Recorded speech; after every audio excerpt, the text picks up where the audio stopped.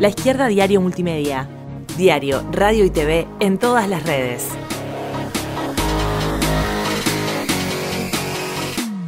Somos el medio donde todos pueden ser corresponsales, conectar y generar las noticias. La voz que informa lo que otros callan.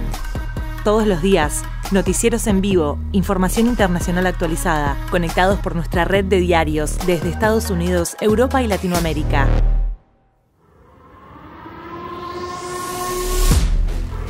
Programas online semanales, radio, debates, podcast, cultura, cine, historia.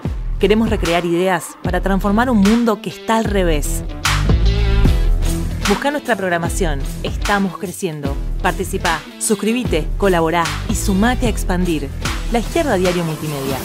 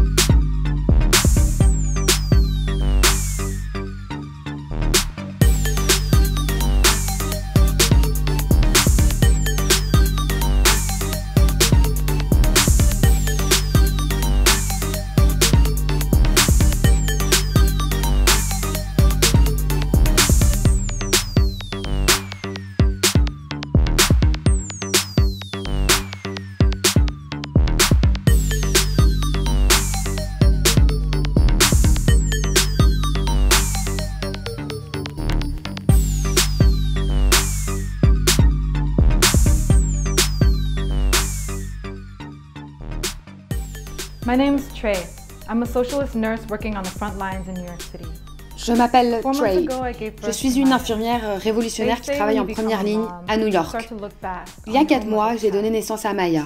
On dit quand on devient maman, on commence à regarder en arrière sur le chemin de sa propre mère. L'impérialisme américain traverse sa vie et la mienne. D'une certaine manière, on peut dire que l'impérialisme américain est la raison de ma présence ici. Ma mère est née en Corée, pendant la guerre de Corée, qui a fait 5 millions de morts. C'est sur ce champ de bataille que l'OTAN a développé ses premières forces internationales et sa stratégie. Sa jeunesse a été marquée par la dictature militaire, le couvre-feu, l'interdiction de tenir les mains des garçons et la viande rouge seulement aux anniversaires. À 23 ans, elle a immigré à New York et a commencé à travailler comme femme de ménage. Aujourd'hui, ma mère est infirmière et travaille dans un hôpital où elle s'occupe des patients atteints de Covid comme moi. Elle ne peut pas prendre sa retraite ni démissionner pour éviter de risquer sa vie parce qu'elle dépend de son travail pour survivre. La crise pandémique se transforme rapidement en une catastrophe sur de multiples fronts. Nous sommes confrontés à une énorme dépression économique et à de nombreux mois d'incertitude. Ici, au cœur de l'impérialisme américain, la classe ouvrière et les opprimés portent le poids de la crise. Ma mère, à la recherche du rêve américain, a immigré aux États-Unis. Mais aucun rêve ne pourra payer son logement ou sa nourriture. Cela ne protégera pas dans son travail. Cela ne ramènera pas les 59 000 morts déjà enregistrés du Covid-19 aux États-Unis. Je travaille avec elle et 2 millions d'autres infirmières, dont 90% sont des femmes. Le travail féminisé est sous-estimé dans notre société. Mais avec la crise des soins de santé, Vous voyez depuis peu que le travail reproductif social est absolument essentiel. Nous, les travailleuses, sommes essentielles. La gestion désastreuse de la pandémie par Donald Trump a causé plusieurs milliers de décès, au-delà de la mort inévitable due au coronavirus. Et maintenant, il pousse à accélérer la réouverture de l'économie. Le nationalisme America First de Trump et ses slogans racistes sont le moteur de la rhétorique qui fait des migrants des boucs émissaires, qui pousse à la fermeture des frontières et au sentiment anti-chinois qui se développe. Les démocrates jouent également leur rôle dans cet antagonisme croissant contre les Chinois. Les deux partis sont d'accord sur le fait que l'oppression impérialiste doit continuer. Ils intensifient les opérations militaires en Amérique latine. Les sanctions contre l'Iran se poursuivent. Et l'embargo meurtrier contre Cuba, ainsi que le blocage d'équipements médicaux vitaux, se poursuivent aujourd'hui. Nous, les travailleurs de première ligne, on nous a dit et répété que nous sommes des soldats dans la guerre contre le virus. Mais c'est un mensonge total. La véritable guerre qui est en cours, c'est celle qui oppose les capitalistes à la classe ouvrière. Nous ne sommes pas tous ensemble dans ces affaires. Ce sont les travailleurs qui payent les plus lourdes conséquences de la crise. Déjà, 26 millions de personnes sont au chômage. Les gens font de longues files d'attente dans les banques alimentaires pour avoir quelque chose à manger. Et dans une prison de l'Ohio, 1800 détenus sont infectés, c'est-à-dire 73% des personnes enfermées dans cette prison. Dans les centres de détention, les enfants mexicains et centra-américains tombent malades du Covid. À New York, la majorité des décès sont des personnes racisées, victimes de la ségrégation des soins de santé et du racisme structurel. En fait, les personnes racisées sont représentées de manière disproportionnée parmi les travailleurs précaires qui n'ont pas assez d'économies et qui ne peuvent pas télétravailler pour rester chez eux pendant la pandémie. Mais tout le monde n'est pas perdant dans cette crise. Des entreprises comme Amazon, Walmart font de grandes affaires et augmentent leurs profits. Bien sûr, il y a des querelles entre eux, les démocrates et les républicains, mais tous deux veillent aux intérêts des entreprises plutôt qu'à ceux de la classe ouvrière et de la classe moyenne. En mars, ils ont adopté un plan de sauvetage des entreprises de 2 milliards de dollars. C'est le plus important de l'histoire. Avec peu ou quasiment rien pour alléger le fardeau de la dette, la perte des revenus, les factures médicales, la famille, pour le reste de la population. En fait, ce qui motive les protestations pour la réouverture de l'économie et le retour au travail, c'est ça. Mais nous refusons d'accepter cette réalité. Amazon, Instacart, les soins de santé, les travailleurs des transports en commun. Nous faisons grève, nous montrons notre colère et nous manifestons. Et bien que ce soit encore à petite échelle, nous démontrons notre pouvoir social qui est enraciné dans notre capacité à mettre un terme à la production capitaliste. Dans les hôpitaux de New York, nous formons des comités de travailleurs pour lutter pour des équipements de protection et pour la sécurité au travail. Nous résistons à la censure des entreprises, à la passivité de nos syndicats et à la diffamation du gouvernement. Et nous nous battons aux côtés de milliers de travailleurs dans tout le pays pour obtenir des équipements de protection individuelle et des congés de maladies payés. Nous avons mis cela au centre du débat. Et maintenant, nous nous battons pour la nationalisation des soins de santé et des industries qui y sont liées sous le contrôle des travailleurs. Les travailleurs de première ligne montrent que la classe ouvrière a à la fois le pouvoir et l'intérêt d'apporter des solutions aux maux de la société. Nous mettons ces luttes en lumière dans Left Voice, le média en anglais de notre réseau international. Ma génération et des gens beaucoup plus jeunes que moi sont confrontés à un avenir sombre, avec un capitalisme mondial en déclin. Le rêve américain des familles d'immigrés et l'espoir de vivre mieux que nos parents s'effritent rapidement. Bernie Sanders a saisi la désillusion du régime politique et sa campagne a en fait propulsé ou reflété les aspirations à une société plus humaine avec des revendications progressistes et pro-travailleurs comme l'assurance maladie pour tous.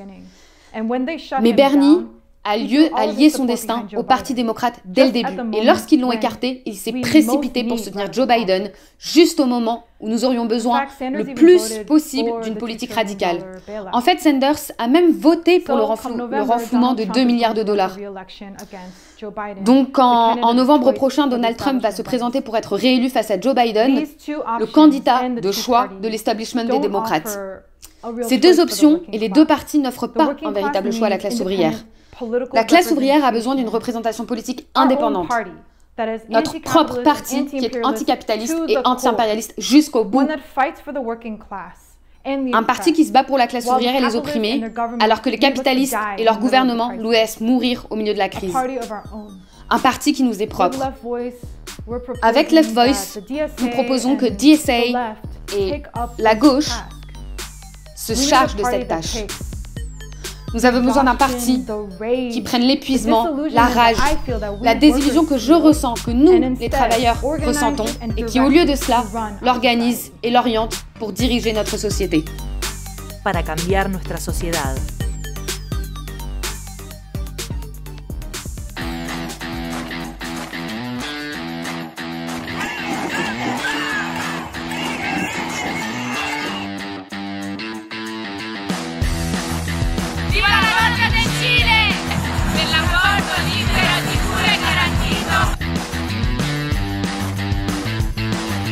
¡Que viva la lucha de las mujeres!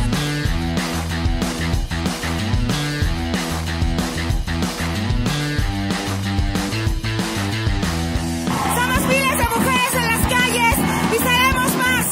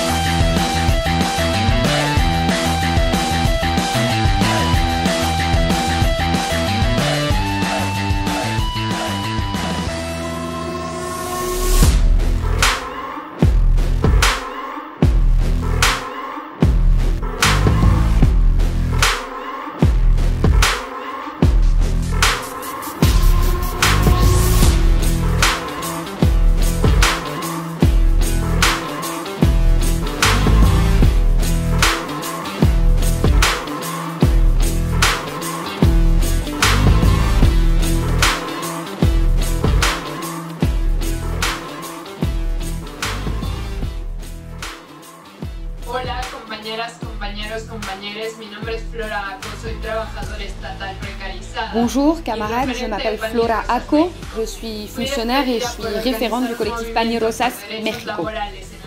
J'ai été licenciée pour avoir organisé un mouvement de défense des droits des travailleurs à Mexico et après une bataille politique qui s'est menée dans la rue, nous avons réussi à obtenir ma réintégration.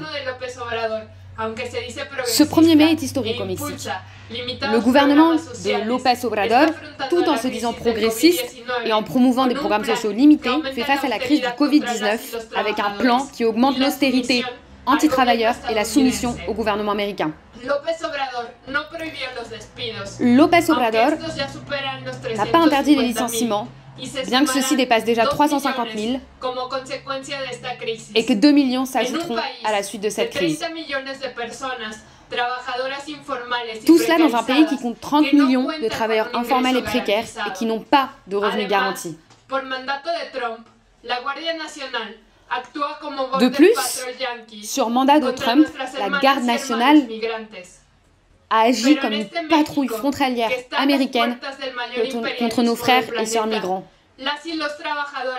Mais dans ce Mexique, qui est aux portes du principal impérialisme de la planète, nous, travailleurs et travailleuses, avons commencé à lutter contre la crise sanitaire et la crise économique et nous, les femmes, sommes en première ligne. Dans le pays qui compte le plus grand nombre de féminicides sur le continent, ce sont des infirmières, des médecins et les travailleuses du nettoyage qui mènent les contestations qui se multiplient dans le secteur de la santé. Elles exigent, aux côtés de leurs collègues hommes, du matériel sanitaire, des blouses, des masques et des gants et font face aux conséquences de la politique sanitaire désastreuse de ce gouvernement. Ce sont aussi majoritairement des femmes qui, en pleine pandémie, font vivre les grèves de plus de 2 mois de l'agence presse Notimex et de l'université de Chapingo en défendant leurs droits.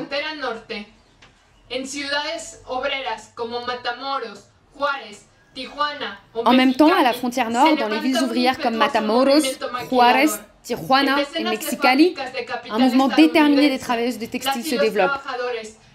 Dans des dizaines d'usines détenues par les Américains, les travailleurs se battent pour arrêter la production non essentielle et pour le paiement intégral de leur salaire. C'est un mouvement historique de grève sauvage et d'émeutes contre les terribles conditions d'exploitation, contre les licenciements et la négligence des autorités face à un foyer d'infection que deviennent les maquiladoras. Leur mot d'ordre est « Nous voulons vivre ». C'est pourquoi nous exigeons l'interdiction des licenciements, des congés payés à 100% et l'expropriation sous contrôle des travailleurs de toute entreprise qui violerait leurs droits.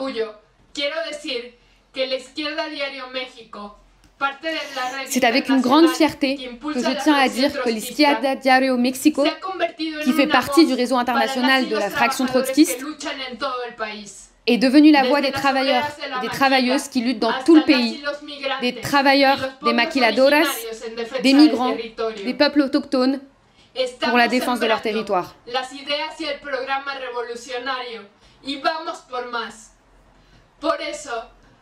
Nous semons les idées et le programme révolutionnaire et nous allons plus loin. C'est pourquoi nous adhérons à l'appel lancé par le Front de l'extrême gauche et des travailleurs d'Argentine en faveur d'une conférence latino-américaine. Bien qu'elle soit reportée maintenant en raison de la pandémie, l'existence d'un tel appel est une étape très importante qui montre l'accord entre les partis qui se disent socialistes et de la classe ouvrière pour lutter pour l'indépendance politique des travailleurs et des travailleuses et de ceux d'entre nous qui brandissent les bannières de l'anti-impérialisme en cherchant l'unité de notre classe et des peuples latino-américains opprimés avec la classe ouvrière états-unienne. Cette classe a une composante hispanique de plus en plus importante. Ces drapeaux sont pour nous un point d'étape important pour construire au Mexique, comme nous le proposons depuis le MTS, une grande organisation internationaliste, socialiste et révolutionnaire. Vive la classe ouvrière internationale!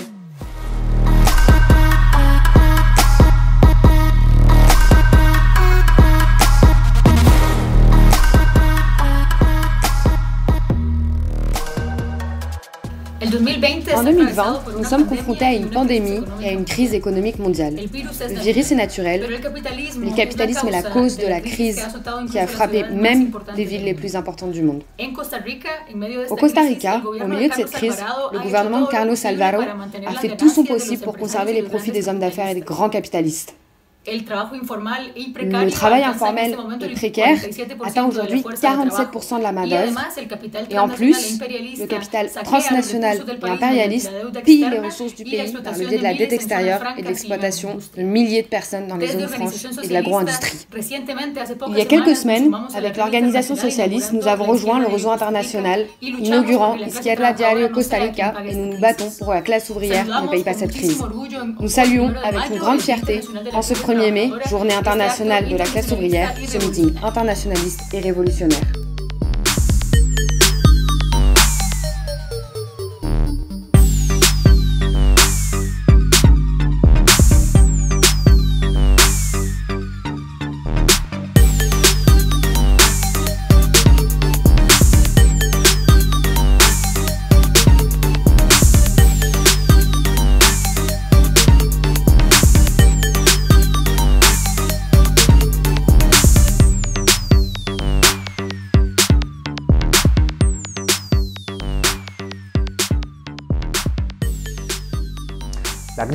La crise du coronavirus a de nouveau fait trembler l'Union européenne, en portant en évidence le fait que ce soit avant tout un accord réactionnaire entre les différents États impérialistes. Ils ont agi de nouveau comme de véritables conseillers d'administration de leurs capitalistes respectifs. Chacun d'entre eux a pris des mesures sans la moindre coordination ni collaboration. De fait, entre l'Allemagne et la France, ils sont arrivés à un accord sur l'interdiction de l'exportation de respirateurs et d'équipements médicaux nécessaires durant même le summum de la crise sanitaire sanitaire en Italie et dans l'État espagnol. L'axe du Nord, l'Allemagne et les Pays-Bas à la tête, ont voulu profiter de cette crise comme ils l'ont déjà fait en 2008, pour renforcer leur position au coût de la souffrance des travailleurs et travailleuses des peuples du sud de l'Europe. Pendant ce temps, les gouvernements d'Italie et d'État espagnol supplient pour recevoir des coronabons et la mutualisation de leurs dettes. Mais ce n'est pas pour nous sauver nous, c'est pour sauver l'ensemble des capitalistes italiens et espagnols. Cette nouvelle crise touche l'Union européenne après le Brexit, et ce, au milieu de fortes tendances à développement nationaliste, qui sont avant tout capitalisées par l'extrême droite. Des tendances réactionnaires qui en plus ont le soutien de nombreuses politiques d'austérité qui ont été menées par la Troïka et qui s'appuient aussi sur le racisme institutionnel des différents gouvernements contre les migrants, à savoir le fait de laisser des milliers de personnes mourir dans la Méditerranée, l'enfermement dans les centres de rétention comme c'est le cas dans l'État espagnol, ou dans les camps de réfugiés en Grèce avec de brutales conditions d'insalubrité et de misère. Il n'y a pas de réforme possible pour l'Union européenne du capital, parce qu'il n'y a pas non plus d'alternative dans les projets de l'extrême droite nationaliste, ni dans les projets souverainistes qui voudraient nous renfermer de nouveau dans les frontières nationales. La débâcle de l'Union européenne réactualise la nécessité d'une classe ouvrière d'un continent qui lutte pour une Europe des travailleurs et des peuples. Contre l'Europe du capital, nous luttons pour les États-Unis socialistes d'Europe. Dans l'État espagnol, nous avons vu que nous nous convertions en un des épicentres de la crise sanitaire. Il y avait une crise très grave dans les hôpitaux, mais aussi dans les morgues. Le gouvernement a agi très tard. Il n'a pas fait de tests massifs, il n'en fait toujours pas. Il cache le nombre réel de morts sans calculer ceux qui comptent plus de 30 000 personnes. Et ceci n'est pas seulement une catastrophe sanitaire, c'est aussi un authentique crime social. Un crime social duquel les responsables sont avant tout les gouvernements du Parti populaire et du Parti socialiste qui ont privatisé des parties entières de la santé et des résidences pour les retraités, mais qui en plus ont coupé le budget de plus de 20 milliards d'euros dans la dernière décennie de la santé. Un crime social duquel est aussi responsable le gouvernement supposément progressiste du PSOE et de Unidas Podemos, qui, avec les gouvernements autonomes, gouvernent actuellement. En tout ce temps, ils n'ont pas pris de mesures élémentaires comme l'intervention effective, sans compensation de la santé privée, qui, pendant ce temps, avait la capacité, avec ses lits de soins intensifs, dans le pire moment de la catastrophe sanitaire, de soutenir le service public. Il n'a pas non plus fait intervenir les entreprises, les industries qui pourraient avoir été reconverties pour fabriquer les équipements nécessaires de protection et les respirateurs dont nous avions besoin dans les hôpitaux. Une réponse désastreuse à la crise sanitaire qui, de plus, s'est menée en cherchant à represtigier les forces armées et les corps policiers, en militarisant nos rues et en approfondissant la recentralisation de l'État. Le gouvernement veut profiter de cette situation pour se renforcer sa position face à la Catalogne et les aspirations démocratiques de son peuple en lutte pour l'autodétermination depuis octobre passé, des journées de protestation et de combat dans la rue qui ont questionné de nouveau la légitimité du régime de 1978. À cette catastrophe sanitaire, il lui suit plus une crise économique et sociale qui ne s'était pas vue depuis la guerre civile espagnole. Il y a plus de 4 millions actuellement de personnes en chômage technique et 1 million de chômeurs de plus seulement en mars, auxquels s'ajoutent plus de 3 millions de personnes au chômage depuis avant la pandémie. 1 million de plus du coup de travailleurs aussi autonomes qui sont actuellement au chômage et des centaines de milliers de petits producteurs qui se sont ruinés avec cette crise. Le gouvernement n'offre pas plus que de simples aides de misère auxquelles il laisse de manière totalement intacte les bénéfices millionnaires des grandes entreprises et des grandes fortunes. Les banques de leur côté continuent à faire de grands bénéfices. Le plan de rescousse qui a été fait par le gouvernement de plus de 100 milliards d'euros a déjà été mis en place, en hypothéquant le futur des nouvelles générations, en les condamnant à l'austérité pour les prochaines années. De ce nouveau plan de sauvetage des capitalistes, il est en train de l'appliquer non seulement le gouvernement social-libéral, celui du PSOE comme il s'est fait en 2008, mais aussi avec son aide cette fois-ci de Podemos, une gauche qui s'était présentée comme nouvelle et qui voulait réutiliser la vieille recette de la réforme du capitaliste. Aujourd'hui, nous voyons des milliers de personnes qui voient comment ceux qui étaient nés après l'austérité de 2008, comme ceux qui devaient les remettre en question, sont actuellement à la tête de cette même austérité. Ils ont accepté ni plus ni moins d'être à la tête de la 4e puissance impérialiste européenne et d'être les avocats principaux des multinationales espagnoles qui sont à la tête du pillage des richesses de nos peuples frères comme l'Amérique latine et dans d'autres continents. Ils ont décidé de faire partie d'un parti loyal à Sa Majesté en se rendant à une institution monarchique réactionnaire qui, au milieu de la crise, a été de nouveau découverte lors de cas de corruption. Le corona démontre aujourd'hui la crise de millions et des millions qui manquent à la santé publique. De nombreux secteurs regardent avec méconfiance cette gauche progressiste qui veut actuellement gérer les bénéfices capitalistes. C'est notamment ce que dirait mon camarade Asier, délégué de Telepizza, pour lequel plusieurs travailleurs et travailleuses précaires responsabilisent le gouvernement pour sa complicité avec les entreprises. Parce qu'il a permis aux patrons d'obliger les gens à travailler sans la moindre mesure contre la contagion. Les travailleurs et travailleuses de Telepizza sont un exemple parce qu'ils ont aussi fait grève contre les répressions d'entreprises et parce qu'ils ont exigé l'intervention sous leur contrôle de la possibilité pour ces chaînes de restauration l'occasion de pouvoir vendre non pas de la nourriture poubelle pour enrichir les patrons, mais qui puisse garantir de la nourriture de qualité pour toutes les familles qui sont touchées actuellement par la crise. Podemos, avec Izquierda Unida, la formation politique actuellement dirigée par le Parti communiste d'Espagne, font partie actuellement d'un gouvernement impérialiste espagnol qui est la constatation de la banqueroute même de la politique de la gauche réformiste, qui avait déjà été démontrée à travers le gouvernement de Syriza. Ils n'ont rien d'autre à nous offrir que les mêmes plans anti-ouvriers, anti-populaires pour nous faire payer la crise à nous et aux travailleurs et au secteur populaire. C'est pour cela que pour faire face à la crise que nous préparent les capitalistes, il est nécessaire de construire une gauche révolutionnaire et de la classe ouvrière qui s'oppose radicalement aux illusions de la possibilité de freiner les pieds des patrons et les marchés en gérant l'État capitaliste. Une gauche de la classe ouvrière, des femmes et de la jeunesse, indépendante de tous les partis de patrons qui mènent un programme pour que les capitalistes payent la crise. Depuis le courant révolutionnaire des travailleurs et travailleuses, nous menons une politique auprès de tous les groupes révolutionnaires de l'État espagnol qui partagent la perspective de que nous puissions intervenir en commun dans cette crise avec un même programme et que nous ouvrions la discussion sur comment avancer et mettre en place un parti unifié de la gauche révolutionnaire qui appelle toutes les organisations anticapitalistes à rompre avec Podemos ou à la coupe de la gauche indépendantiste catalane, à rompre définitivement avec toute illusion de gestion de l'État capitaliste, avec toute illusion d'alliance avec la bourgeoisie indépendantiste catalane. Depuis la classe ouvrière et depuis le peuple pauvre, nous devons imposer notre programme en base à l'expropriation des expropriateurs pour construire de véritables républiques de travailleurs et de travailleuses.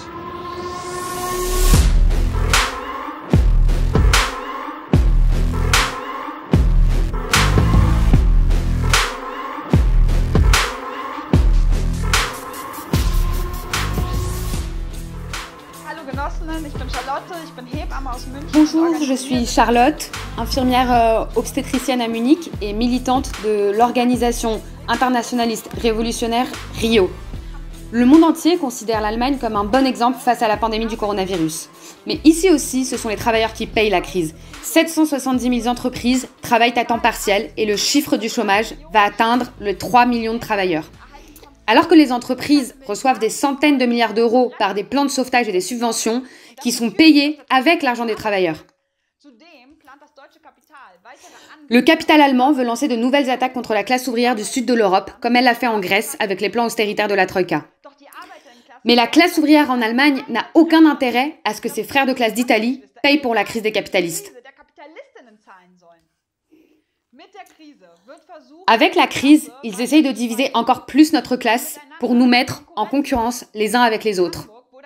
À Hambourg, ils ont dégagé un camp de réfugiés et les contrôles de police racistes se multiplient chaque jour. La violence domestique à l'égard des femmes a augmenté et les conséquences de la fermeture des garderies et des écoles sont majoritairement assumées par elles. Mais surtout, les femmes de la classe ouvrière sont en première ligne de la lutte contre la pandémie. Je parle au nom des travailleuses de l'hôpital. Le manque de personnel, d'équipements de protection et de lits dégrade terriblement nos conditions de travail. C'est pour cela que nous devons nous battre pour la nationalisation de l'ensemble du système de santé sous le contrôle des travailleurs et des travailleuses.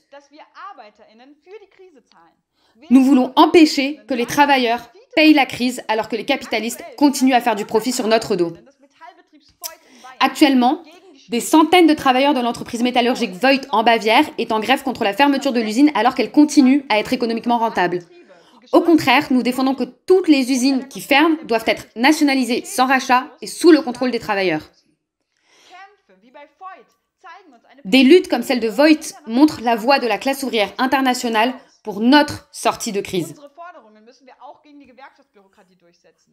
Nos revendications doivent également être imposées contre la bureaucratie syndicale qui, avec les partis réformistes comme le SPD et Die Linke, soutient l'unité nationale en collaboration avec le patronat. Avec notre journal Klasse gegen Klasse, nous construisons une voie indépendante des travailleurs en formant des réseaux KGK pour organiser les travailleurs, les jeunes, les femmes et les migrants. Nous vous invitons tous à participer à la lutte pour un programme d'urgence contre la pandémie et contre le capitalisme, pour que ce ne soit pas nous, mais les capitalistes qui payent leur crise.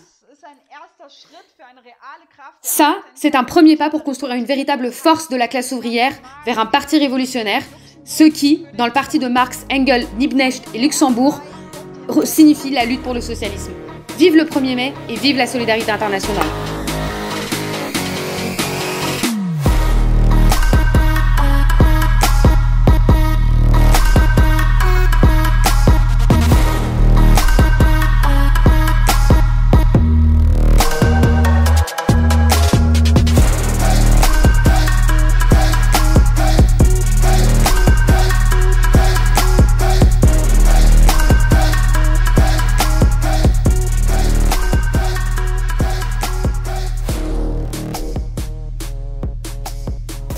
camarades, bonjour à tous.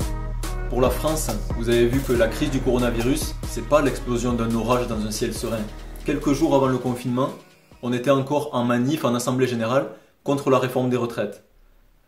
On a vu, depuis 2016, une remontée de la lutte de classe. Et 2016, c'est quoi? C'est la grande lutte contre la réforme du Code du travail, imposée d'ailleurs par un gouvernement dit de gauche, celui du Parti socialiste. Cette réforme, d'ailleurs, elle marquait l'acte final de la crise du bipartisme, c'est-à-dire de la crise de l'alternance entre centre-droit et centre-gauche avec laquelle ils nous ont gouvernés pendant des années. C'est cette crise d'ailleurs que Macron prétendait résoudre et en se présentant comme une alternative crédible pour asseoir une domination forte de la bourgeoisie. Le moins qu'on puisse dire, c'est que c'est l'inverse qui s'est passé. En 2018, on a vu l'énorme révolte des Gilets jaunes qui ont occupé les ronds-points, les boulevards parisiens et des autres grandes villes et qui ont fait, au moins pendant quelques semaines, que la peur a changé de camp. Cette grande révolte, elle a bouleversé la routine syndicale à laquelle la bureaucratie nous avait habitués. Cette grande révolte, elle a contaminé une partie du mouvement ouvrier, comme on l'a vu ensuite dans la grande bataille contre la réforme des retraites. C'est tout ça qui a marqué un retour de la lutte de classe, et nos camarades ont été au cœur de ce processus. Dans la bataille des retraites, nos camarades ont construit, avec toute leur énergie, la coordination RATP-SNCF, c'est-à-dire le phénomène d'auto-organisation indépendant de la bureaucratie syndicale le plus profond de ce mouvement. Cette coordination, elle a eu pour principale figure, principale porte-parole, notre camarade Anas Kazib. C'est dans ce contexte de retour de la lutte de classe que le gouvernement est arrivé face à la crise sanitaire. Et le moins qu'on puisse dire, c'est que sa gestion, elle a été catastrophique et même criminelle, on peut le dire. Dans un pays où on a des industries comme Airbus, Renault, Peugeot, Citroën, on n'a pas été capable de fabriquer suffisamment de masques, c'est-à-dire de fabriquer un bout de papier avec 2 élastiques et d'en fournir à tout le monde. Dans le pays qui soi-disant a le meilleur système de santé au monde, on n'a pas été capable de fournir des surblouses aux soignants qui sont obligés de mettre des sacs poubelles à la place. Ils sont obligés, ces soignants, de compter sur la solidarité populaire pour exercer leur métier, c'est-à-dire sauver des vies. Dans ce pays, et face à la gestion calamiteuse de la crise sanitaire, le gouvernement il a choisi une gestion policière. Et on a vu un confinement à 2 vitesses qui s'est exprimé. À 2 vitesses, pourquoi? Parce que dans les quartiers populaires, c'est clairement pas le même confinement. Déjà, il y a une double peine. Les quartiers populaires, les habitants des quartiers populaires, ils subissent en fait une propagation du virus qui est plus forte, pas parce qu'ils ne respectent pas le confinement, mais parce qu'ils sont en fait en majorité ces travailleurs en première ligne obligés d'aller travailler dans ces conditions. Mais comme si ça ne suffisait pas, ils ont aussi une gestion policière, une répression forte.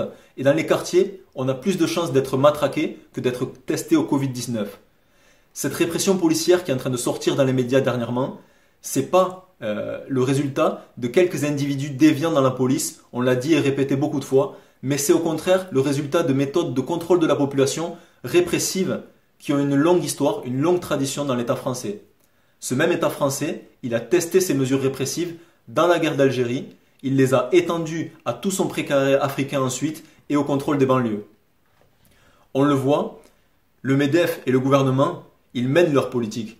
Ils essayent d'imposer leur monde d'après. Et face à ça, on doit se battre pour imposer nos solutions, pour imposer notre monde d'après, qui ne soit pas le leur, c'est-à-dire qu'il ne soit pas en fait un monde d'après imposé par la matraque et la surveillance généralisée, un monde d'après où c'est le chômage pour certains et le double de travail pour d'autres. Et donc on doit se battre pour notre propre monde d'après, comme je le disais. Dans l'industrie aéronautique, par exemple, qui est le secteur dans lequel je travaille, on s'est battu pour faire fermer nos usines, puisqu'on considérait alors qu'il n'y avait rien d'essentiel à livrer des avions à des compagnies aériennes qui de toute façon ont leurs avions cloués au sol. Très très vite, on a vu Airbus et le gouvernement reprendre en main et vouloir faire réouvrir les usines, quitte à utiliser des centaines de milliers de masques pour la reprise de l'activité plutôt que pour les soignants. Face à ça, nous, on a relevé la tête avec une logique, celle du contrôle ouvrier. C'est-à-dire, pour nous, c'est les ouvriers eux-mêmes qui ont à contrôler les mesures sanitaires. On n'a aucune confiance dans nos propres directions, dans notre patronat. Pour nous, c'est les ouvriers eux-mêmes qui doivent contrôler les livres de compte, les comptes de l'entreprise, surtout des entreprises qui prétendent des difficultés pour licencier. Pour nous, c'est les ouvriers eux-mêmes qui doivent contrôler ce qu'on doit produire ou non et ce qui est utile face à la pandémie. Cette dernière question, la question de la reconversion de la production, on y a donné beaucoup d'importance. Pour nous, en fait, on a dit qu'on serait fiers, qu'on serait capable de construire des respirateurs artificiels des masques, du gel hydroalcoolique et tout ce qui est utile face à la pandémie. Les patrons ont toujours fait la sourde oreille face à ça, et c'est seulement maintenant, de manière cynique, qu'on entend en fait des patrons dire qu'ils vont réorienter une partie de la production pour fabriquer des masques. Mais comprenons-nous bien, ils le font avec leur propre logique, leur logique capitaliste, puisque maintenant on entend parler de la vente de masques à 5 € chez le buraliste, et donc un marché rentable auquel s'attaquer. Nous on le dit clairement, ça c'est une politique criminelle, c'est pas notre reconversion de la production, c'est la leur, et leur logique, elle est criminelle pourquoi? Parce qu'elle a la même logique que si un bateau est en train de couler et que les capitalistes ils sont en train de te vendre aux enchères des bouées de sauvetage. Ça c'est leur logique. Notre reconversion de la production, elle n'est pas celle-là, mais elle est au contraire de vendre, pas de vendre justement aux plus offrants, mais en fait de fabriquer pour tous ceux qui en ont besoin des respirateurs, du gel, des masques, etc. Pour le dire plus concrètement, face à la politique de l'impérialisme français par exemple, qui en Afrique n'a fait que piller les ressources et qui a pour résultat que des millions d'Africains ont face à eux quelques dizaines de respirateurs, au contraire de cette politique-là, nous, on serait fiers de fabriquer en masse des respirateurs pour tous les travailleurs, qu'ils soient français ou africains, sans distinction ni aucune frontière. Camarades, notre seule frontière, c'est la frontière de classe, on le dit haut et fort, et notamment dans un moment où les tensions entre États sont de plus en plus fortes, pour nous c'est central de le répéter. On s'oppose à tout patriotisme, qui soit dit de gauche comme celui de Mélenchon, ou clairement réactionnaire comme celui de Marine Le Pen. Notre politique, c'est l'internationalisme et l'anti-impérialisme de tous les travailleurs. C'est avec cette logique qu'on se bat en France pour l'émergence d'un grand parti révolutionnaire qui regroupe les militants et les courants de différentes traditions et de différents milieux. On se bat à l'intérieur du nouveau parti anticapitaliste pour cette perspective-là et pour le regroupement, à commencer par le regroupement du NPA et de lutte ouvrière autour d'un débat qui tire les leçons des expériences de la lutte de classe de ces dernières années. Mais on se bat pour un parti qui regroupe au-delà, qui sache regrouper les syndicalistes et les ouvriers qui ont relevé la tête depuis 2016, qui sache regrouper une fraction des militants des Gilets jaunes, des militants des quartiers populaires, des jeunes, des femmes et de tous ceux qui aujourd'hui se sentent anticapitalistes. Nous pensons que c'est possible de construire un parti qui est clairement un programme et une stratégie révolutionnaire et qui se battent pour le communisme, c'est-à-dire pour un monde d'après qui soit organisé en fonction de nos vies et pas en fonction de leurs profits.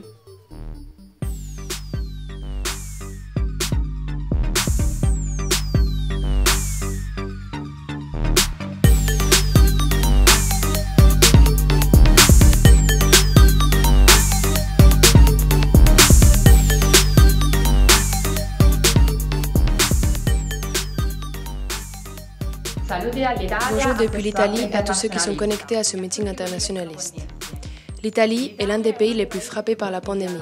Il y a eu plus de 200 000 contaminés et de 27 000 morts, selon les chiffres officiels. Cette situation est arrivée dans un pays avec l'un des meilleurs systèmes de santé au monde, malgré des décennies de casse du système de santé publique, que ce soit par des gouvernements de centre-droite ou de centre-gauche.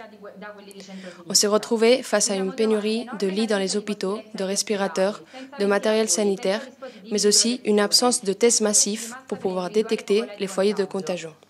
Dans l'épicentre de la contamination, dans la Lombardie, la ville de Bergame est devenue le symbole du massacre capitaliste provoqué par le patronat qui a mis la pression pour que les usines continuent à tourner. Ce qui a provoqué le maintien de la chaîne de contamination est une augmentation du nombre de morts. Un enfer pour les travailleurs et les personnes âgées. Celles-ci ont été majoritairement laissées chez elles et sont mortes dans la solitude. Dans tout le pays, la principale mesure prise contre le virus a été le confinement de millions de personnes, contrôlées par la police et l'armée. Au milieu de cette crise, un climat d'unité nationale s'est imposé en Italie autour de la figure du nouveau père de la patrie, le président Conte. Mais la lutte des travailleurs a commencé à briser ce front réactionnaire. Les travailleurs de la métallurgie et de la logistique ont transformé leur rage en lutte avec des mobilisations et des grèves sauvages. C'est grâce à la lutte des travailleurs et non pas grâce au gouvernement que les lieux de travail n'ont pas été réouverts immédiatement. Pendant la grève générale du 25 mars, de nombreux médecins, infirmiers et infirmières ont fait une minute de grève durant laquelle ils ont demandé à tous les travailleurs de se mobiliser. Ces travailleurs sont un exemple pour la classe ouvrière du monde entier. Les femmes ont aussi été actrices de cette lutte, puisque dans cette crise, elles font partie de la première ligne, comme beaucoup d'autres travailleurs. Dans les secteurs les plus touchés par cette crise, on trouve une majorité de femmes, comme c'est le cas des infirmières, des femmes de ménage et des caissières. Les organisations du mouvement féministe italien dénoncent le fait que pendant cette pandémie, les femmes sont les plus touchées, parce qu'elles doivent s'occuper de leurs enfants qui ne vont plus à l'école pendant qu'elles font du télétravail ou sont encore obligées d'aller travailler.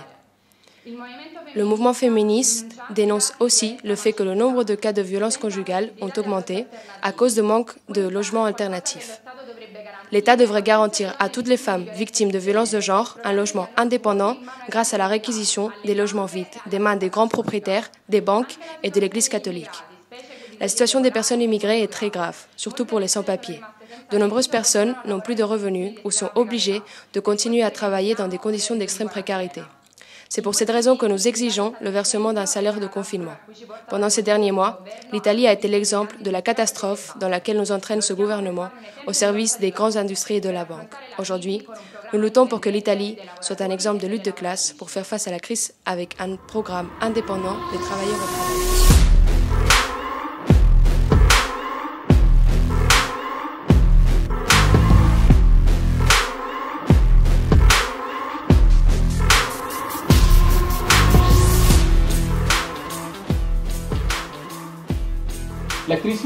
La crise du Covid-19 n'a fait qu'approfondir les souffrances du peuple, l'autoritarisme du gouvernement et le rôle criminel des sanctions impérialistes.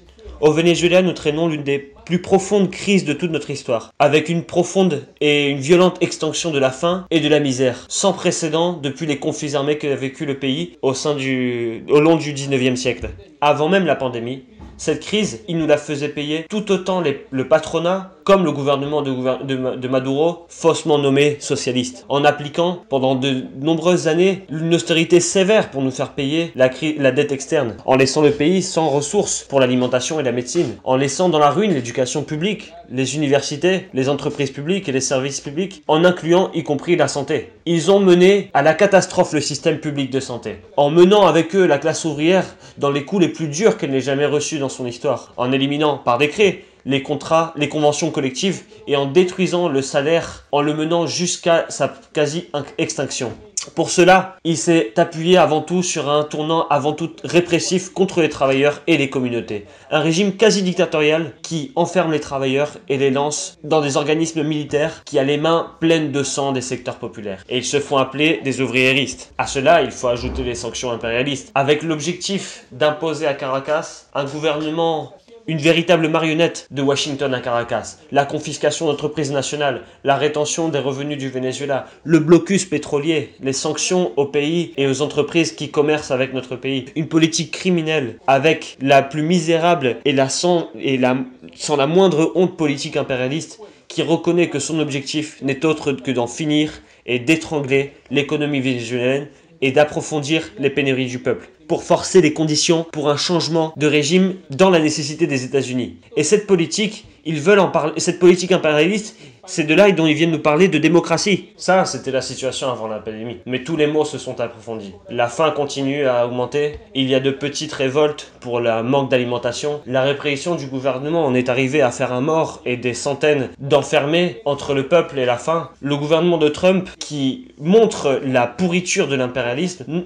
ne fait pas que approfondir ses agressions et ses sanctions. En plus, elle a pour, en aiguisant y compris la profonde crise du pétrole qui affecte la production et la distribution d'aliments. Et avec elle, l'opposition de droite, laquée de Washington, qui vient nous parler d'aide humanitaire. Ils sont cyniques et misérables. La situation de la classe ouvrière est très adverse. Non seulement pour tous les ennemis qu'elle a en face d'elle, mais aussi parce qu'elle a des organisations qui sont très affaiblies, et aussi sa capacité de réponse pour faire face à cette situation. C'est pour cela qu'il faut continuer à résister et à s'appuyer sur la récupération de ses forces. Aujourd'hui, la clé, c'est de lutter contre tous les coups de fouet que prend la faim et qui menace de s'étendre dans tout le pays. C'est pour cela qu'il est essentiel d'exiger avec beaucoup de force la fin inconditionnelle de toutes les sanctions impérialistes et de forger une alliance ouvrière et populaire luttant pour des comités de quartier, de travailleurs qui luttent pour mettre en place la distribution des aliments et le gel des prix dans la perspective de que ce soit les propres travailleurs des entreprises d'alimentation qui contrôlent la production, en ouvrant le pas à un véritable pouvoir ouvrier et populaire contre les patronats qui se fait ses bénéfices sur la faim du peuple et contre la bureaucratie corrompu et autoritaire de ce gouvernement capitaliste. Parce qu'il faut le dire haut et fort, cette crise est une crise de l'économie et du régime capitaliste. Et celle-ci est l'une de nos tâches les plus essentielles. Laver le nom du socialisme de tant de confusion et de tant de porcheries qu'on lui a apporté. Une caste civico-militaire convertie en de nouveaux riches, de nouveaux bourgeois et profondément anti-ouvrière. C'est dans ce sens qu'il y a beaucoup plus d'importance pour nous, pour la participation à ce meeting, et pour notre appartenance à une organisation révolutionnaire internationaliste, parce que face à la faiblesse actuelle de la classe ouvrière vénézuélienne, il est très important qu'il y ait une perspective internationaliste d'alliance avec toutes les luttes que nos frères de classe ont livrées ces derniers temps à travers tout le monde et en particulier en Amérique latine contre les capitalistes et ce gouvernement. De ces combats pour donner en Amérique latine et dans notre propre pays, ils peuvent surgir les conditions pour la récupération de la capacité de lutte de la classe ouvrière vénézuélienne et les possibilités pour réorganiser les forces d'une gauche véritablement anticapitaliste et des travailleurs.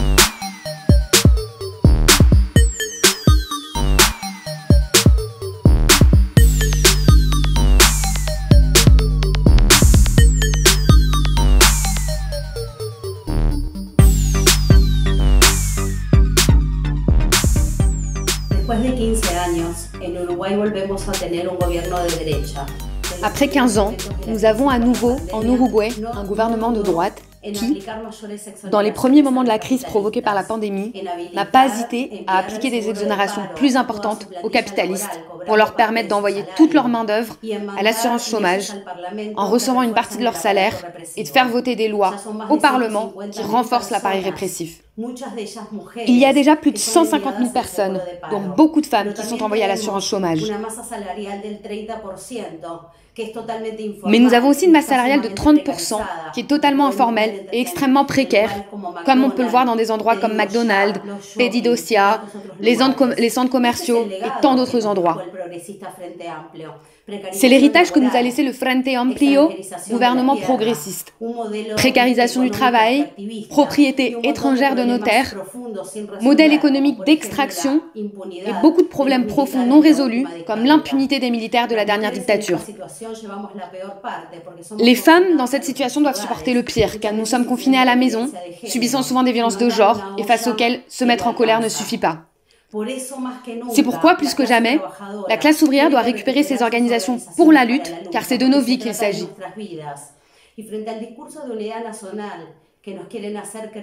Et face au discours de l'unité nationale qui veut nous faire croire que nous sommes tous égaux face à la crise, nous disons non. Parce que nous payons déjà la crise avec le chômage, la faim et la misère. Nous devons trouver notre propre voie de sortie, afin que les capitalistes payent pour leur crise. Nous militons ici chaque jour pour construire un outil politique de la classe ouvrière, des femmes et des jeunes, une gauche anticapitaliste qui propose une solution ouvrière et socialiste pour l'Uruguay, en unité avec le reste des peuples opprimés.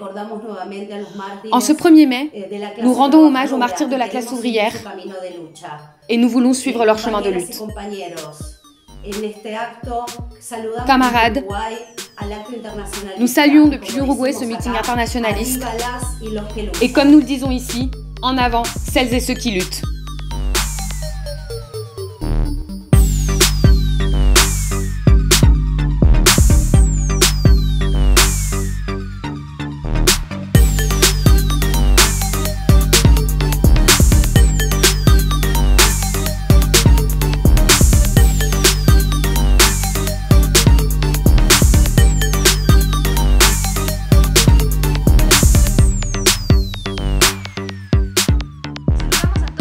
Nous saluons toutes celles et ceux qui participent à cette émission en direct du réseau international Izquierda Diario.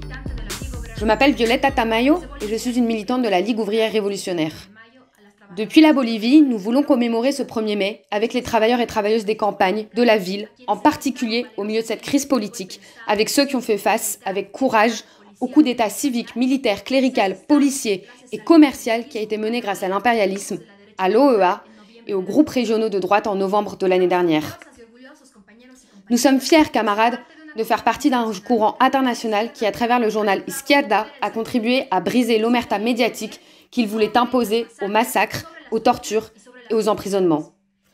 Nous saluons également les familles courageuses de Sencata, Overjuyo et Sacaba qui ont été à l'avant-garde de cette résistance et qui ont également lutté pour réclamer justice et liberté pour les prisonniers politiques. Depuis la LORCI, nous avons accompagné et combattu aux côtés de ces camarades et nous avons crié avec eux qu'avec nos morts, il n'y a pas de négociation, contrairement au pacte honteux du MAS avec le coup d'État, malgré l'énorme volonté du mouvement de résistance. Nous savons que les femmes travailleuses, paysannes et indigènes ont été en première ligne de cette lutte et nous sommes fiers de vous dire que le 8 mars dernier, les femmes de Senkata, les sœurs, les mères, les filles, les camarades des victimes du massacre ont dirigé ce qui a été la plus grande mobilisation du mouvement des femmes jamais réalisée en Bolivie. Et ceci malgré et contre la volonté du féminisme libéral qui avait fait un pacte avec les putschistes et a fait partie du coup d'État, a finalement capitulé devant l'extrême droite. Notre pays a vu la pandémie se mêler à cette crise politique qui a accru les niveaux de répression dans le pays, se manifestant par des faits tels que la militarisation constante, la criminalisation des secteurs les plus pauvres, la persécution politique accrue et l'énorme réduction de la liberté d'expression. La lutte contre la pandémie, sans test, sans conditions sanitaires, a été réduite à rien de plus qu'à l'isolement social garanti par les forces armées et la police. L'actuel gouvernement autoproclamé poursuit et aggrave la dégradation des conditions de vie et de travail de la majorité populaire, ainsi que du système de santé déjà lamentable laissé par Evo Morales. En ce moment, la vie de dizaines de milliers de travailleurs qui ne peuvent pas rester chez eux est en danger, alors qu'ils font tourner le pays et que la principale centrale syndicale est muette à ce sujet. La COB a non seulement collaboré au coup d'État, mais refuse de se battre pour des conditions de vie élémentaires pour les travailleurs et la population. C'est pourquoi nous, travailleurs et travailleuses, nous devons récupérer nos organisations des mains de cette bureaucratie collaborationniste, ainsi que récupérer le meilleur de la tradition du mouvement ouvrier bolivien et notre indépendance politique et syndicale. Aujourd'hui, nous avons face à nous l'énorme tâche de tirer les leçons non seulement de cette dernière période, mais aussi des 14 années de gouvernement du MAS, afin de construire un outil politique qui mettra définitivement fin à l'exploitation, aux oppressions racistes et machistes, ce qui signifie pour nous semer les graines d'une société socialiste et dont l'outil est, d'après nous, la 4e internationale.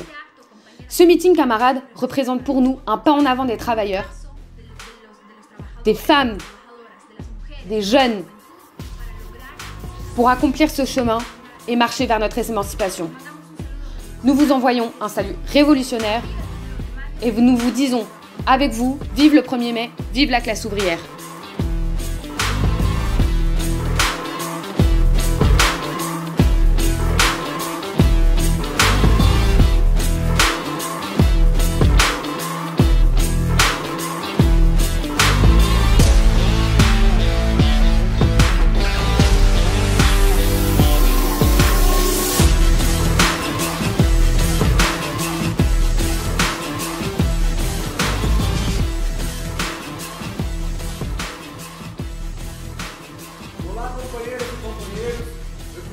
Bonjour camarades, je vous envoie depuis le Brésil une forte salutation à tous les travailleurs qui sont en première ligne dans cette situation que nous sommes en train de traverser.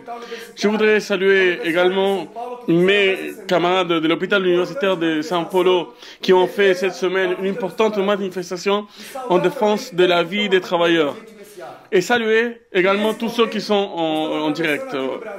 En ce moment, nous traversons au Brésil une énorme crise politique avec ce gouvernement ultra-réactionnaire de Bolsonaro. C'est un petit chien de Donald Trump qui déteste les femmes, les noirs, les LGBT et tous les travailleurs. Quand la pandémie a commencé, Bolsonaro avait dit que les Brésiliens pouvaient rentrer dans les égouts et rien n'allait leur arriver. Et ça dans un pays où plus de 30 millions de personnes n'ont pas d'accès à l'eau potable, où la majorité des Noirs sont ceux qui meurent en premier. Pour soutenir cette voie de la dictature, Bolsonaro a le soutien de Mourão, le vice-président, qui a peu de temps à saluer le coup d'État de 1964 qui a signifié des milliers de morts, des torturés et des disparus dans notre pays. Il a aussi le soutien des militaires qui ont intervenu à Rio en faisant augmenter les assassinats contre les pauvres dans les favelas.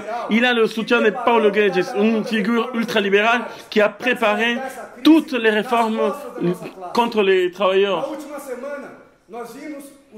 La semaine dernière, nous avons vu Sergio Moro démissionner du gouvernement. C'est lui qui était à la tête de l'opération Lava Jato, qui a été formé par les États-Unis, qui a été un des piliers du coup d'État institutionnel de 2016. Un coup qui a renversé Dilma Rousseff et a mis en place un autre gouvernement pour attaquer les travailleurs de façon plus dure. Moro a été une figure centrale dans la prison arbitraire de l'ex-président Lula. C'est ce représentant du poutisme, qui maintenant n'est plus au gouvernement, veut se présenter comme partie des institutions du régime de notre pays, qui maintient l'agenda d'attaque des travailleurs et que maintenant, il dirait qu'ils seraient plus sensés que Bolsonaro face à la crise. C'est pour ça que nous disons aucune confiance au Congrès national, au pouvoir judiciaire, ni au gouverneur. Nous avons besoin de nous demander qu'est-ce qu'ils font les grandes centrales syndicales. Elles sont en quarantaine tranquilles chez eux, ou en train de signer des attaques contre les travailleurs. Aujourd'hui, ils sont même en train de partager une tribune avec des politiciens bourgeois qui sont nos ennemis. C'est pour ça que nous devons reprendre les syndicats entre les mains des travailleurs pour empêcher que cette bureaucratie vendue nous empêche de nous unir, de nous organiser. Nous devons défendre les travailleurs précaires, les sous-traitants, les travailleurs noirs, les travailleurs qui sont en train les jeunes qui sont en train de risquer leur vie. Nous devons défendre nos frères et sœurs migrants qui sont humiliés ou morts dans les frontières, comme ça est en train d'arriver à la frontière avec le Venezuela et le Brésil. Cette bureaucratie est soutenue par le PT et le PCdoB. Ces partis qui sont dans l'opposition, mais qui, quand ils étaient au gouvernement, ils ont appliqué des attaques et des privatisations contre les travailleurs. Et ça, c'est Lula lui-même qui le reconnaît quand il dit que sous son gouvernement, les banquiers n'ont jamais gagné autant d'argent. La lutte contre Bolsonaro est en train de gagner le soutien des millions de personnes au Brésil. Et ça peut devenir une force sociale pour vaincre ce gouvernement réactionnaire. Mais en même temps, il y a un risque. Parce qu'il y a des ailes du régime qui veulent une issue qui soit un gouvernement du général Mourão. Et ça, même des secteurs de la gauche défendent ça. C'est pour ça que les travailleurs doivent dire clairement démission de Bolsonaro, Mourão et des militaires. Dans ce sens, nous sommes en train d'appeler le bloc de gauche du PSOL, du PSTU et à toutes les organisations qui se disent révolutionnaires et socialistes pour pour créer un pôle de la gauche qui lutte contre Bolsonaro, mais qui ne laisse pas notre classe entre les mains des Mourão. Le PT est en train de montrer qu'il veut sauver le régime, que la seule alternative qu'il voit, c'est son retour au pouvoir en 2022, ou même en ouvrant la voie à Mourão en défendant la politique de l'impeachment et sans faire aucune remise en cause de ce régime antidémocratique et autoritaire. Pour nous, c'est pour ça que pour nous, il faut renverser ce gouvernement, ce régime. Et pour ça, c'est le peuple qui doit décider sur son futur. C'est pour ça que nous disons dehors Bolsonaro, dehors Mourão, mais aussi nous nous battons pour une assemblée constituante libre et souveraine qui puisse débattre tous les problèmes de notre pays et prendre des décisions en faveur des majorités exploitées. Et ça, sans aucune limitation par les pouvoirs actuels qui ont été complices des attaques dans ce pays. Nous appelons toutes l'extrême gauche et les gauches à lutter pour ce pays, pour ce programme, pour dépasser les limites de cette démocratie pourrie et dégradée que nous sommes en train de vivre. Et que les travailleurs organisé plus à avancer vers la conclusion qu'il est nécessaire de lutter pour un gouvernement des travailleurs et des ruptures avec le capitalisme. Contrairement, nous allons continuer à laisser nos vies entre les mains de cette misère capitaliste. Ou sinon, nous allons être obligés d'écouter des misérables comme Bolsonaro qui utilisent le nom de Marielle et Franco pour défendre leurs propres intérêts. Ne parlez pas de Marielle. Nous allons nous battre pour justice, pour que justice soit faite sous son assassinat. Marielle, c'est un symbole de la lutte des femmes noires dans notre pays. Un pays où les femmes noires gagnent 60%, un salaire de 60% moins que les hommes blancs. Ça, c'est une preuve de l'héritage de l'esclavage au Brésil. Et que le racisme continue de servir le capitalisme. Mais ce 1er mai, nous voulons aussi nous rappeler de notre histoire de lutte. Des Noirs qui sont battus contre les maîtres d'esclaves, contre de ceux qui ont fait la première révolution noire en Haïti. C'est pour ça que nous luttons pour l'unité des travailleurs noirs et blancs. Et avec des centaines de travailleurs, nous sommes en train d'organiser dans les lieux de travail des comités d'esquerda diario pour toucher des millions de personnes avec une seule voix, pour que ce soit les capitalistes qui payent la crise. Ça, c'est certains des pas que nous sommes en train de donner dans la lutte pour la construction d'un parti révolutionnaire internationaliste qui lutte pour la reconstruction de la 4e internationale.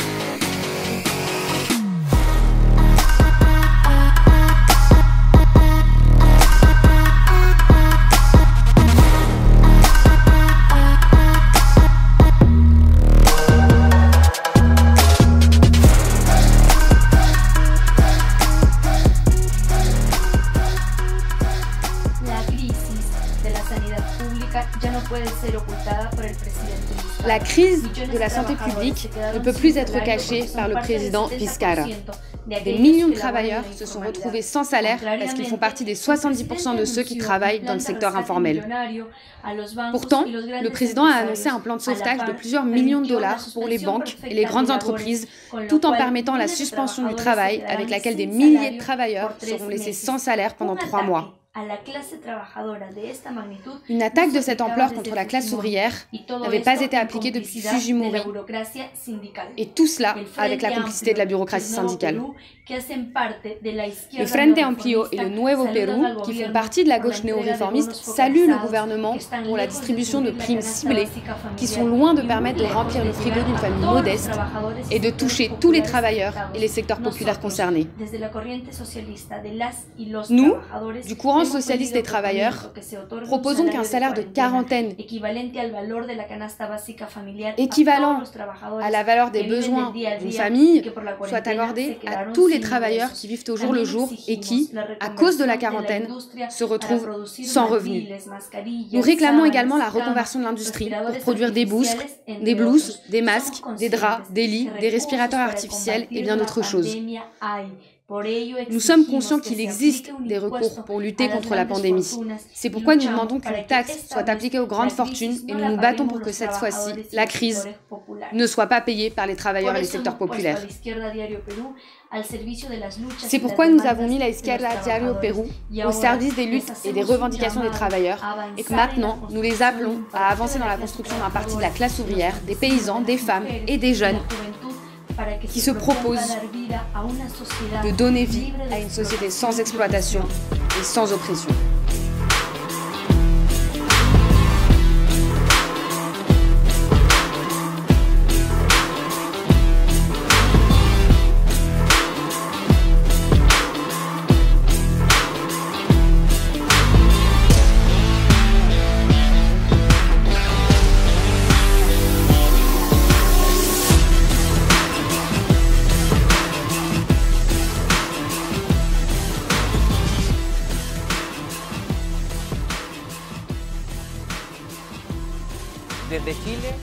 Depuis le Chili, nous voulions vous envoyer à toutes les camarades qui se sont connectés aujourd'hui pour ce meeting international un salut, parce que pour ce 1er mai, plus que jamais, il a été démontré que la classe ouvrière n'a pas de frontières. Au Chili, les effets de la crise sanitaire et économique commencent à se faire ressentir chaque jour plus, avec des centaines de milliers de chômeurs, mais aussi de personnes qui se retrouvent en chômage partiel et qui montrent que les demandes de la rébellion d'octobre sont plus urgentes que jamais. Si nous avons pris les rues, c'était aussi parce que nos parents et nos grands-parents mouraient dans les hôpitaux de la santé publique qui étaient déjà en grave crise et qu'en 2018, près de 26 000 personnes sont mortes en attendant de recevoir des soins et en ayant attendu en fait sur des listes d'attente. Nous nous sommes rebellés parce que nos grands-parents doivent travailler jusqu'à la mort, et ce du fait d'un système de pension de retraite qui est directement imposé depuis la dictature. Au Chili, la rébellion populaire qui a remis en question l'agenda politique et qui a mis un frein aux réformes néolibérales que le gouvernement voulait approfondir, aujourd'hui, ils veulent profiter de la pandémie pour remettre et redoubler ces mesures. Le plan de Piñera est sans honte. Ils essaient de nous faire travailler et nous obligent à continuer à voyager dans le transport public alors même qu'ils nous décrètent un couvre-feu de 10h de la nuit à 5h du matin. C'est-à-dire que le soir, il faut se laisser tuer par les militaires et le matin, par contre, il faut aller travailler avec la possibilité d'être contagié.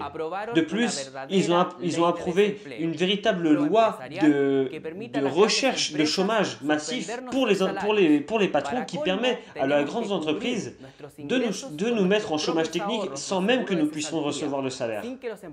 Le comble à tout ça, c'est que nous devions couvrir tous nos revenus avec nos propres ressources et avec nos propres économies, sans même que les entreprises n'aient à payer le moindre euro, le moindre peso.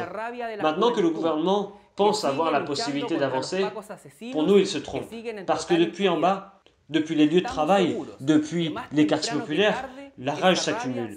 C'est aussi parce que la rage de la jeunesse qui vient de lutter contre les pacos asesinos, les flics et les militaires en totale impunité, nous sommes sûrs que tôt ou tard, cette rage va se transformer en résistance. Et nous l'avons vu à travers différentes premières tentatives, des mobilisations de portuaires, de populations, les travailleuses et les travailleurs de la santé qui se sont mobilisés en dénonçant le manque de protection et qui coûte la vie directement à des travailleurs de la santé. Ils l'ont fait aussi des travailleurs de l'hôpital Barros Luco, dans lequel ils se sont organisés et pour lequel nous avons mis à notre disposition toute notre lutte. Ici, Antofagasta, une ville minière, portuaire et industrielle qui a été l'un des épicentres de la rébellion populaire, depuis le comité d'émergence et de soutien, nous avons impulsé la solidarité et nous faisons aussi partie d'une coordination de syndicats avec le SGS Mineral, SGS Chile et Burro Veritas qui luttent aujourd'hui de manière unique contre les licenciements. Depuis, le syndicat de travailleurs d'Orica, duquel je fais moi-même partie, avec les mineurs de Guanaco et les enseignants, nous appuyons la lutte des travailleurs du nettoyage de l'hôpital d'Antofagasta, qui ont lutté pour recevoir des conditions réelles d'hygiène et qui ont réussi cette lutte. Nous faisons aussi partie de la bataille des jeunes précaires qui travaillent pour Starbucks ou pour Burger King, parce que nous parions sur la possibilité d'impulser un grand mouvement contre les licenciements et contre le chômage technique sans indemnisation à niveau national. Pour faire face au plan du gouvernement et face au plan des patrons, l'unité des travailleurs, des chômeurs et de la population des quartiers populaires devient indispensable. De plus, l'alliance avec le mouvement étudiant, les assemblées territoriales, les femmes qui cette année ont rempli les rues de leur lutte pour leurs droits et celles et ceux des travailleurs.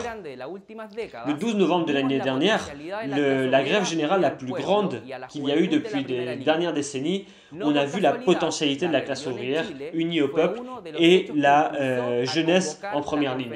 Ce n'est pas un hasard si la rébellion du Chili fut un des premiers élément qui a permis la convocation de la conférence latino-américaine depuis le Front de gauche en Argentine, parce que contre tous ceux qui disent qu'on peut lutter contre la droite à travers des manœuvres parlementaires et judiciaires, on a vu que le seul réel moteur à l'histoire, c'est l'histoire de la lutte des classes.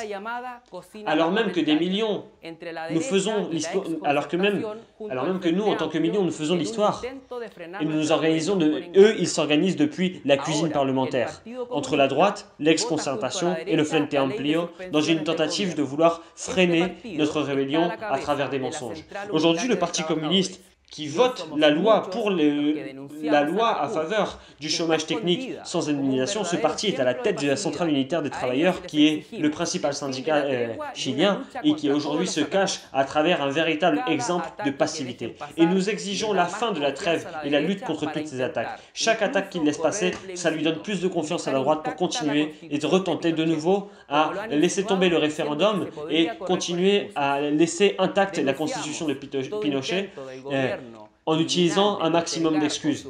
Nous dénonçons toute tentative du gouvernement criminel de remettre en question ou de reporter ou de supprimer même le référendum et de continuer la militarisation.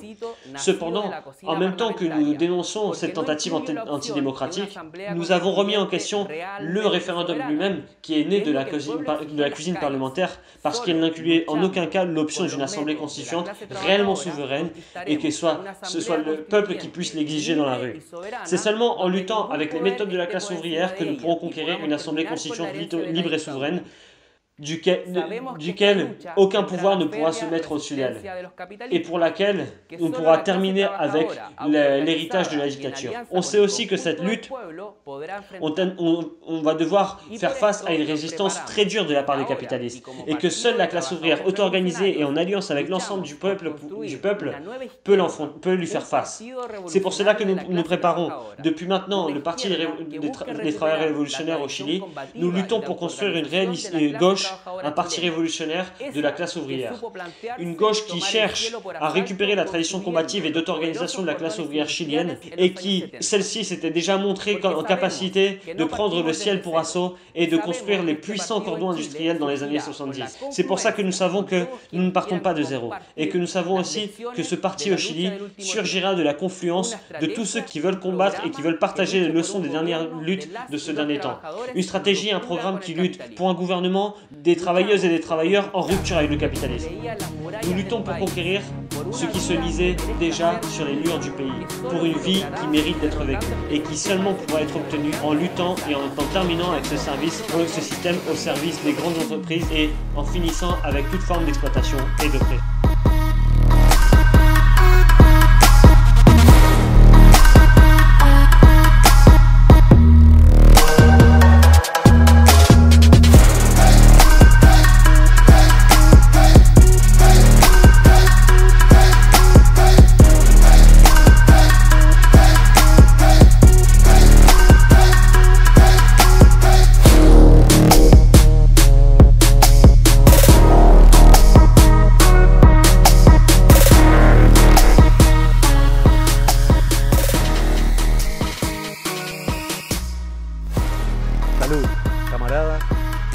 Salutations camarades et à tous ceux qui participent aujourd'hui à ce meeting important du 1er mai. Le monde fait face de manière brutale à un changement important, une pandémie qui est le résultat auquel on pouvait s'attendre d'un système irrationnel, dont la relation avec la nature est chaque fois plus agressive. Un capitalisme impérialiste, dévastateur, polluant et criminel qui détruit de manière systématique notre nature et à travers des expressions aussi létales que le changement climatique et le réchauffement global. Un capitalisme dont les ciments commençaient déjà à trembler de nouveau et qui a engendré un virus duquel aucune des puissances impérialistes n'a voulu prendre note, en exposant avec cela à des millions de personnes à la maladie et à la mort. L'apparition de la pandémie du coronavirus n'arrive pas en temps serein. Elle arrive en plein milieu d'une crise que traîne le système capitaliste depuis l'année 2008. Une crise qui a mis en échec tout autant des gouvernements néolibéraux que ceux qui se disaient progressistes, qui appliquaient les uns comme les autres des plans d'austérité et de misère toutes ces dernières années. C'est ça qui a donné origine à de nouveaux phénomènes, tout comme par exemple les variantes de droite qui cherchent à canaliser la rage qu'il y a vers le nationalisme réactionnaire et obscurantiste, comme l'ont été Trump ou Bolsonaro, mais aussi les soulèvements de la jeunesse et de la classe ouvrière dans différents pays qui font face à ces gouvernements. Contre tous les défenseurs du grand capital, en Argentine et dans le monde, nous crions tous ensemble. Nos vies valent plus que leurs profits. Nous n'oublions à aucun moment les massacres au Moyen-Orient, en Palestine, et les milliers de familles dont les enfants se noient aujourd'hui dans la mer en tentant d'arriver sur les côtes européennes alors même qu'ils fuient la faim et la guerre.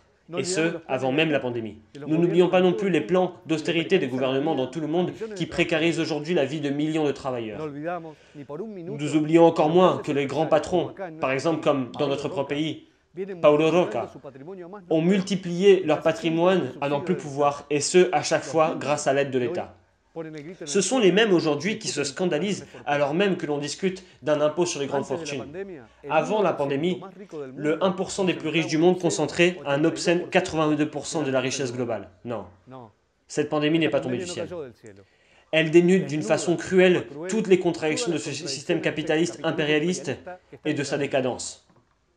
Comme nous l'avons déjà dit ici, les gouvernements successifs libéraux et ceux qui se disaient progressistes ont détruit systématiquement tout le système sanitaire et dans tout le monde en incluant les grandes puissances. Les droitiers comme Trump, comme Bolsonaro, ont tout empiré. Et cela se voit aujourd'hui dans leur gestion désastreuse de la pandémie. La santé est un droit universel. Elle a été transformée en une simple marchandise. Les laboratoires et cliniques privées aujourd'hui font leurs bénéfices sur la santé et la vie de millions de travailleurs. Les secteurs les plus affectés et les plus touchés sont, comme toujours, les familles des travailleurs. Face à la pandémie, il a été démontré que le confinement, comme unique mesure coordonnée entre les États, n'est pas et ne sera pas suffisante, tout autant que les autres mesures partielles qu'ils veulent essayer de mettre en place. C'est pour cela que nous disons, arrêtez de spéculer avec la santé et la vie de millions. Nous exigeons la centralisation d'un système de santé public et privé, des ressources sanitaires à disposition d'un plan intégral de santé qui puisse permettre de servir à l'ensemble de la population. Nous exigeons la mise en place de tests massifs pour savoir quel est le développement réel de la pandémie, des chômages techniques avec un salaire intégral dans toutes les usines et dans tous les lieux de travail qui ne sont pas essentiels, un salaire de quarantaine pour tous ceux qui n'ont pas accès à des revenus, des commissions de sécurité et d'hygiène dans chaque lieu de travail. Nous dénonçons aussi ici le pacte qu'a signé la bureaucratie syndicale de la CGT avec l'Union industrielle argentine pour accepter la baisse de salaire des travailleurs suspendus, alors même que l'État paye la moitié actuellement des salaires. Nous disons plus aucun licenciement et aucune baisse de salaire. Parce que l'Argentine, gouvernée par Alberto Fernandez, le kirchnerisme et tout le péronisme, c'est dans cette même Argentine que les banques font des profits fabuleux actuellement, alors même que la faim et le chômage se développent. Aujourd'hui, nous partageons ce meeting virtuel avec des camarades et amis de plus de 14 pays, alors même que nous impulsons le réseau international de journaux. Un outil indispensable pour parvenir à toucher des millions de personnes avec nos idées, notre programme, en démontrant chacune de nos luttes. Avec notre courant, nous nous préparions pour participer à la conférence latino-américaine convoquée par les 4 partis du Front de Gauche Unité. Elle devait avoir lieu ces prochains jours, mais tout a changé avec la pandémie, et la conférence a été reportée. Mais d'aucune manière elle a été annulée. Parce que cette conférence, nous voulons la faire alors même que la lutte des classes se développait au Chili, en Équateur, ainsi que la lutte contre le coup d'État en Bolivie. Aujourd'hui, nos pays sont en quarantaine. Ils ont essayé d'imposer l'idée d'une unité nationale contre la pandémie. Et les gouvernements, pour le moment, ont réussi à légitimer les forces répressives dans la rue. Pour autant, la résistance a déjà commencé.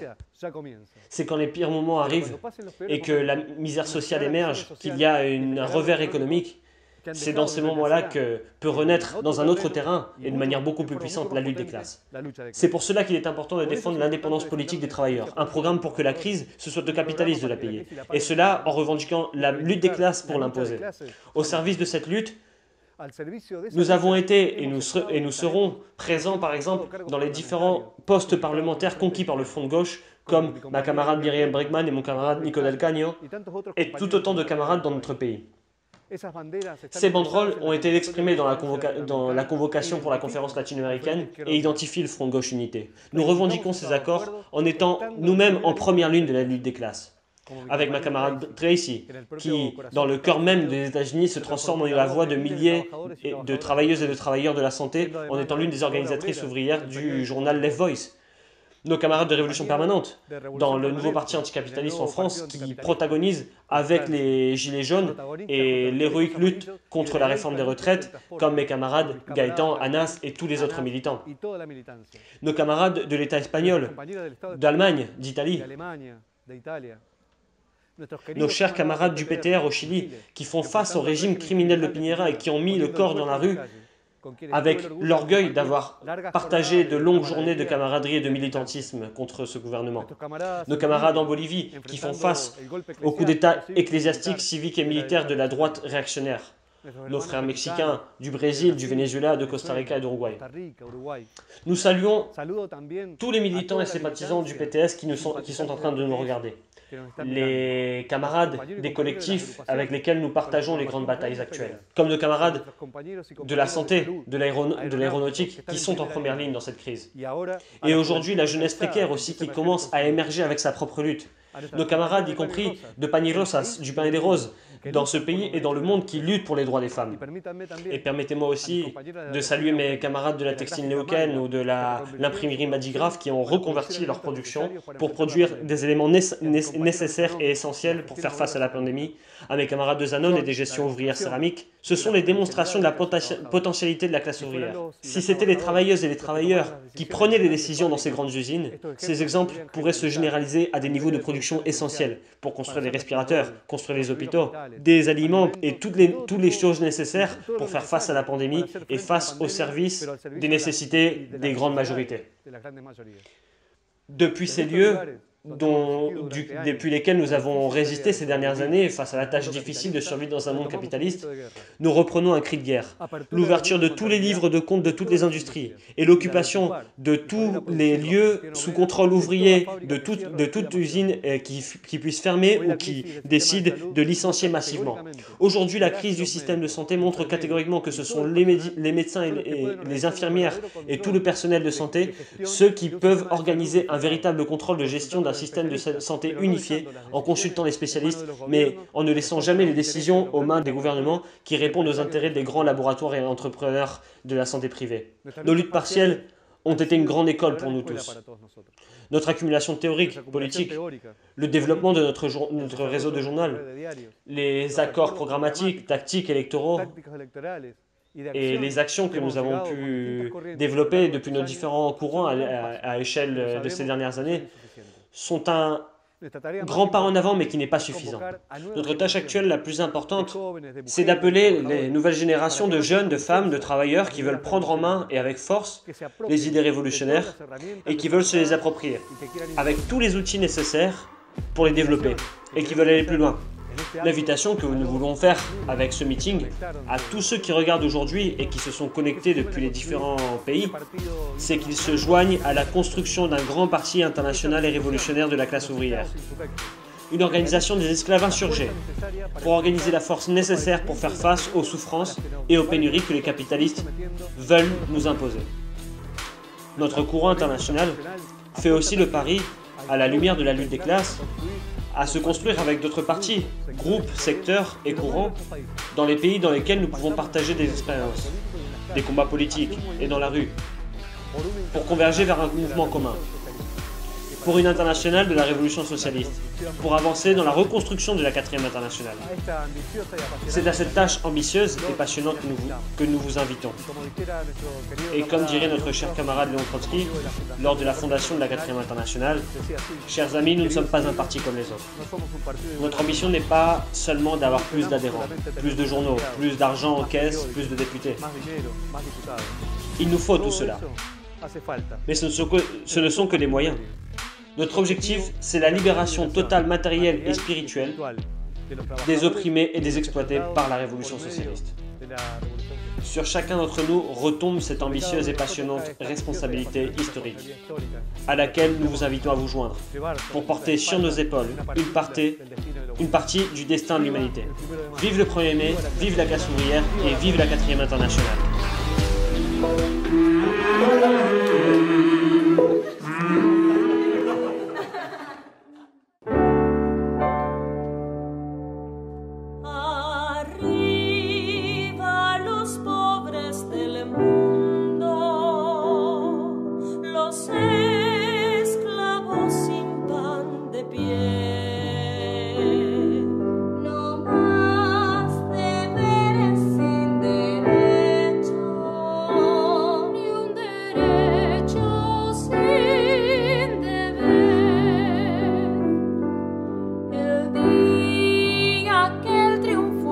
alcancé.